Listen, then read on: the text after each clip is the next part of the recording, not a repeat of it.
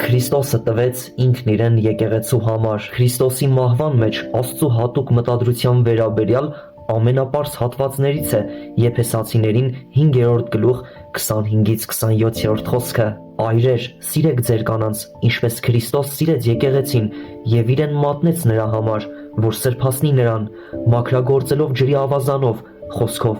որպեսզի իր առաջ ներկայացնի եկեղեցին փառքով, առանց արատի ու խորշոմի կամ նման բանի, լինի սուրբ ու անբասիր»։ Պողոսն այստեղ ասում է, որ Քրիստոսի մահվան մտադրյալ շահառուն եկեղեցին է Քրիստոսի հարսը։ Պատճառներից մեկը, թե ինչու այսպես նախանձախնդիր եմ սահմանափակ քավության կամ որոշյալ փրկագնման այս վարդապետությամբ, այն է, որ ցանկանում եմ, որ Քրիստոսի հարսը հավուր պատշաճի շոյվի այն յուրահատուկ սիրուց, որ Քրիստոսն ուներ նրա համար մեռնելիս։ Սա լոկ աշխարհագիրք սեր չէր, սա հարսնագին սեր էր։ Աստված գիտեր իրեններին և ուղարկեց իր որդուն, որ այդ հարսը իր որդունը լինի։